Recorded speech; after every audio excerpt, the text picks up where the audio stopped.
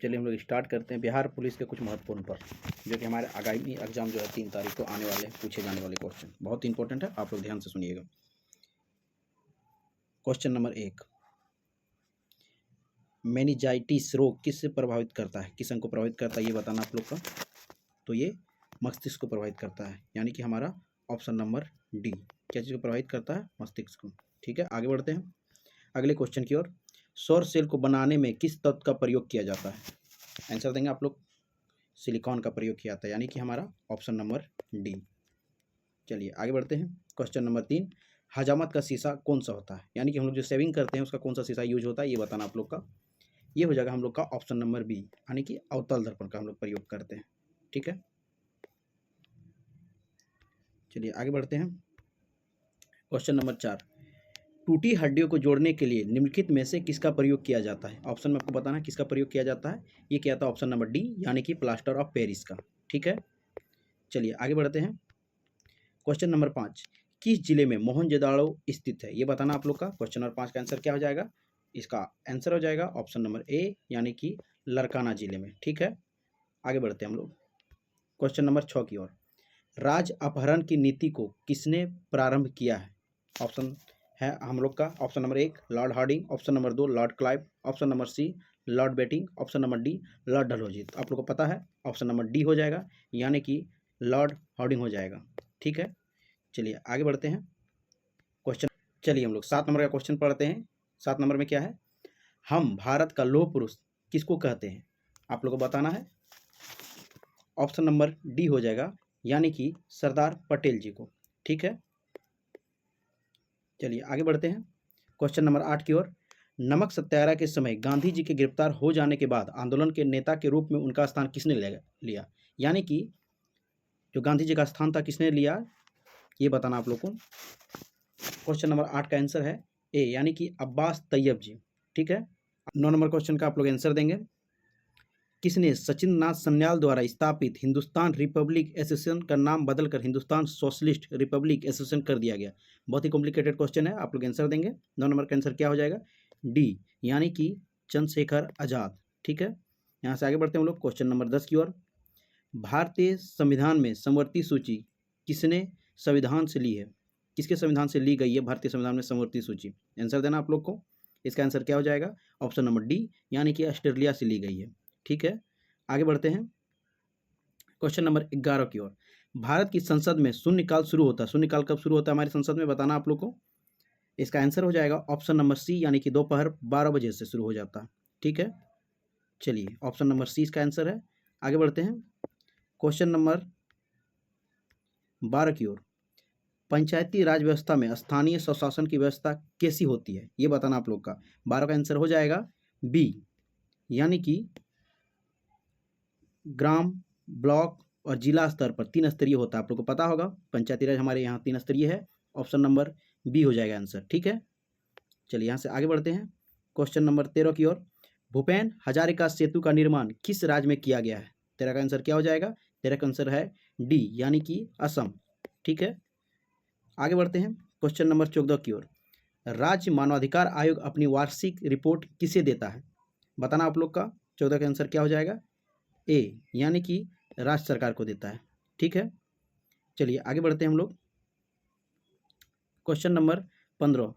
आतंकवादियों ने भारतीय संसद पर हमला कब किया था? ये हमला कब हुआ था हमारे भारतीय संसद पे बताना आप लोग को। इसका आंसर हो जाएगा ऑप्शन नंबर ए, यानी कि 13 दिसंबर 2001। ठीक है, आगे बढ़ते हैं क्वेश्चन नंबर 16 की ओर। दक्षिणी एशियाई क्षेत्रीय सहयोग संघ का मुख्यालय कहाँ है? 16 का आंसर देंगे आप लोग। 16 का आंसर है क्या? बी, यानी कि नेपाल। इसकी मुख्यालय नेपाल में है। ठीक है, question number 17। Golden hand shake का संदर्भ निम्न में से किस एक से है? गोल्डन हैंड जो होता है शेक का संदर्भ किससे है बताना आप लोग का। इसका आंसर क्या हो जाएगा? ऑप्शन नंबर बी, यानी कि शैक्षिक सेवा सेवानिवृत्ति योजना। ठीक है, ऑप्शन नंबर बी इसका आंसर हो जाएगा। चलिए आगे बढ़ते हैं क्वेश्चन नंबर 18 की ओर। जनवरी 2018 में केंद्रीय आवास एवं शहरी मामले के मंत्रालय द्वारा घोषित 9 स्मार्ट शहरों में उत्तर प्रदेश का कौन सा शहर शामिल है? पता होगा आप लोग को उत्तर प्रदेश का शहर शामिल है बरेली, यानी कि हमारा ऑप्शन नंबर ए सही है। ठीक है, आगे बढ़ते हैं क्वेश्चन नंबर 19 की ओर। भारतीय संविधान का कौन सा भाग नागरिकता से संबंधित है? बहुत इजी क्वेश्चन है, पता होगा आप लोग का। इसका आंसर है ऑप्शन नंबर ए, यानी कि 2। संविधान का कौन सा भाग नागरिकता से संबंधित है? 2, दूसरा भाग। क्वेश्चन नंबर 20, भारत में गरीबी स्तर कायम किया जाता है इस आधार पर, किस आधार पर किया जाता है ये बताना आप लोग का। इसका आंसर हो जाएगा 20 का है आंसर सी, यानी कि घरेलू उपभोक्ता के व्यय के आधार पर। ठीक है, ऑप्शन नंबर सी। ठीक है, आगे बढ़ते हैं। क्वेश्चन नंबर 21, सौरमंडल के बाहर सीरियस नामक चमकीले तारे को डैश भी कहते हैं भारत में रोजगार समाचार किसको कहते हैं? इसका आंसर हो जाएगा ऑप्शन नंबर बी, यानी कि डॉग स्टार को कहते हैं। इसको डॉग स्टार को। चलिए आगे बढ़ते हैं। क्वेश्चन नंबर 22, आकार के संदर्भ में वरुण हमारे सौरमंडल में खाली स्थान के स्थान पर आता है, कितने स्थान पर आता है? आकार के आधार पर बताना आप लोग को। ये पहला नंबर में आता है, यानी कि ऑप्शन नंबर ए सही है। ठीक है, आगे बढ़ते हैं। क्वेश्चन नंबर 23, एशिया के सबसे बड़े मरुस्थल का नाम बताइए। आप लोग को पता होगा एशिया के सबसे बड़े मरुस्थल का नाम है गोबी, यानी कि ऑप्शन नंबर बी सही है हम लोग का। ठीक है, आगे बढ़ते हैं। क्वेश्चन नंबर 24, रेड क्रॉस का मुख्यालय कहाँ है? पता होगा आप लोग का रेड क्रॉस का मुख्यालय कहाँ है? जिनेवा में है, ऑप्शन नंबर सी सही है। इसी के साथ 25वां क्वेश्चन के लिए आगे बढ़ते हैं। भारत में जनकीय इतिहास में महाविभाजन का वर्ष है भारत में रोजगार समाचार। आपको ईस्वी बताना है, ईस्वी पूछा गया है। इसका ऑप्शन हो जाएगा आंसर नंबर ए, यानी कि 1921। ठीक है, आगे बढ़ते हैं यहाँ से। प्रदूषण युक्त वायुमंडल को निम्न में से किसके द्वारा स्वच्छ किया जाता है? किसके द्वारा स्वच्छ किया जाता है? ऑप्शन नंबर बी, यानी कि वर्षा के द्वारा। ठीक है, आगे बढ़ते हैं। क्वेश्चन नंबर 27, ह्यूमस उदाहरण, ह्यूमस किसकी उदाहरण है बताना आप लोग का। 27 का आंसर हो जाएगा ए, यानी कि मृदा संरचना का। ठीक है, क्वेश्चन नंबर 28, राजपत्रिका अधिकारियों का प्रशासन कौन देखता है? आंसर देना आप लोग का, क्या हो जाएगा? ऑप्शन नंबर ए है पुलिस महानिदेशक। इसका आंसर हो जाएगा ए, यानी कि पुलिस महानिदेशक।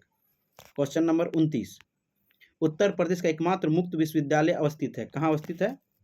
आंसर हो जाएगा सी, यानी कि इलाहाबाद में।